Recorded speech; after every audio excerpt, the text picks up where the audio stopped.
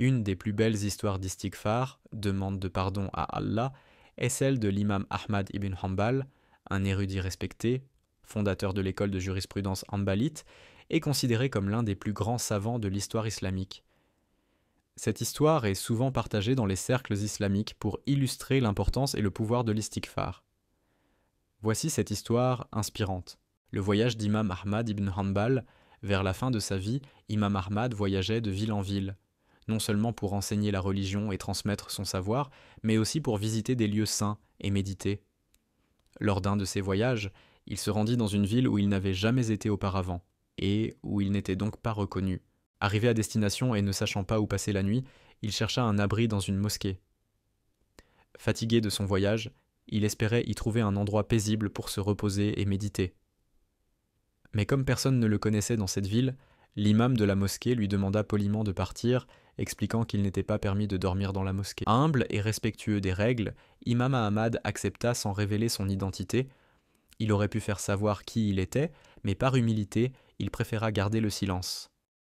N'ayant nulle part où aller, il s'assit juste devant la porte de la mosquée, pensant y passer la nuit malgré tout. Peu de temps après, le gardien de la mosquée le remarqua et insista davantage, allant jusqu'à tirer imam Ahmad par les pieds pour l'éloigner de l'entrée de la mosquée. Cette scène inattendue aurait pu vexer beaucoup de gens, mais l'imam, d'une humilité exemplaire, ne se fâcha pas et ne dit rien, acceptant la situation sans faire valoir son statut. C'est alors qu'un boulanger travaillant dans un fournil voisin observa la scène. Voyant cet homme inconnu, mais clairement pieux et respectueux, il s'approcha et proposa à imam Ahmad de passer la nuit chez lui. Le boulanger n'avait pas reconnu l'imam, mais sa générosité et sa bienveillance l'incitèrent à offrir un refuge à ce voyageur. Imam Ahmad accepta l'invitation avec gratitude. En arrivant chez le boulanger, il s'installa et remarqua un comportement inhabituel chez son hôte. Pendant qu'il préparait le pain, le boulanger répétait sans cesse l'istighfar, en disant « Astaghfirullah ». Je demande pardon à Allah. Que ce soit en pétrissant la pâte, en surveillant le four ou en disposant le pain, ses lèvres ne cessaient de murmurer cette invocation. Intrigué par cette habitude constante de demander pardon à Allah, imam Ahmad finit par lui poser une question. « Depuis combien de temps fais-tu cela » demanda-t-il. Le boulanger répondit avec simplicité et sincérité qu'il avait l'habitude de faire istighfar tout le temps, qu'il soit au travail ou chez lui, depuis des années. Imam Ahmad, étonné par cette constance, voulait en savoir plus. Il savait que l'istighfar possède un pouvoir particulier et que l'engagement constant à cette pratique a des effets profonds sur la vie d'une personne. Imam Ahmad demanda alors au boulanger s'il avait remarqué des effets particuliers ou des bénédictions découlant de cette habitude d'istighfar. Le boulanger, avec un sourire empreint de foi, répondit « Par Allah, il n'y a rien que je demande à Allah sans qu'il ne me l'accorde, sauf une seule chose. » Curieux, Imam Ahmad l'interrogea davantage. « Et quelle est cette chose que tu n'as pas encore obtenue » Le boulanger répondit « J'ai prié Allah de me permettre de rencontrer le grand savant, Imam Ahmad ibn Hanbal. » Subhanallah. Imam Ahmad, profondément touché par cette réponse, se rendit compte qu'Allah avait exaucé la prière du boulanger de manière inattendue. Ému, il se tourna vers lui et dit « Allah ne t'a pas seulement accordé ta demande, mais il m'a amené jusqu'à ta porte, traîné par mes pieds, pour que je te rencontre. » Le boulanger, surpris et rempli d'émotion, réalisa qu'il se trouvait en présence du grand imam Ahmad ibn Hanbal, celui qu'il espérait rencontrer depuis si longtemps. L'histoire d'imam Ahmad ibn Hanbal et de l'homme du fournil est un rappel puissant pour chaque croyant. Elle nous enseigne que demander pardon à Allah non seulement expie les fautes, mais attire aussi la bienveillance divine, répond aux besoins et ouvre des voies où les solutions paraissent impossibles. C'est un exemple de la façon dont l'istighfar peut transformer une vie en attirant les bénédictions d'Allah et en réalisant des rêves au-delà des espérances. Second témoignage, l'histoire d'Ibrahim ibn Adam et de sa quête spirituelle. Ibrahim ibn Adam était un prince d'une riche famille dans la ville de Balkh, en Perse.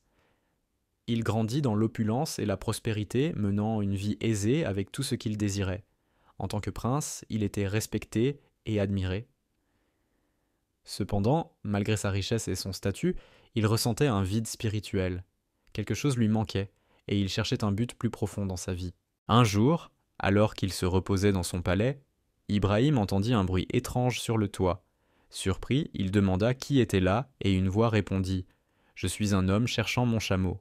Ibrahim, étonné, répondit « Comment peux-tu chercher un chameau sur le toit de mon palais ?» La voix lui répondit alors « Et toi, comment peux-tu chercher la proximité d'Allah tout en étant entouré de luxe et de confort ?» Cette réponse frappa le cœur d'Ibrahim comme un éclair. Il réalisa que sa recherche de sens ne pouvait se faire dans le confort de la royauté. La voix mystérieuse lui ouvrit les yeux sur la vanité de ses richesses et du pouvoir, et il se mit à réfléchir profondément. Inspiré par cette prise de conscience, Ibrahim décida de renoncer à son trône et de quitter sa vie de prince. Dans un acte de foi radical, il abandonna ses biens, ses vêtements luxueux et son statut de prince pour devenir un simple serviteur d'Allah. Il quitta Balkh et se mit en route pour mener une vie de piété et d'ascétisme, voyageant sans aucune possession, dépendant uniquement de la providence d'Allah. Dans son nouveau cheminement, Ibrahim vivait de manière humble et se contentait du strict nécessaire, cherchant continuellement à se rapprocher d'Allah à travers la prière, la méditation et l'abandon des biens matériels. Son humilité et sa dévotion devinrent rapidement légendaires, et il rencontra de nombreux savants et pieux musulmans qui l'aidèrent dans son parcours spirituel. Un jour, un homme entendit parler d'Ibrahim ibn Adam et de son ascétisme, et décida de lui rendre visite. Cet homme, intrigué, lui demanda « Ô Ibrahim, comment fais-tu pour rester satisfait alors que tu n'as presque rien dans cette vie? Comment as-tu la certitude qu'Allah est avec toi ?» Ibrahim ibn Adam lui répondit en souriant « Parce que chaque fois que j'ai eu besoin de quelque chose, j'ai demandé à Allah, et il m'a toujours répondu. Depuis que j'ai quitté la royauté, j'ai fait plus de 1000 invocations, et toutes ont été exaucées. » Émerveillé par cette réponse, l'homme lui demanda « Et si une invocation n'était pas exaucée, que ferais-tu » Ibrahim répondit avec calme « Alors je saurai qu'Allah m'a préservé de quelque chose de mauvais ou qu'il m'a donné ce qui est meilleur pour moi. J'ai appris à placer toute ma confiance en lui. Et cela suffit à mon cœur. » Au fil de ces années d'errance et de dévotion, Ibrahim ibn Adam enseigna par son exemple que la vraie richesse réside dans la tranquillité de l'âme et la satisfaction de ce qu'Allah a décrété.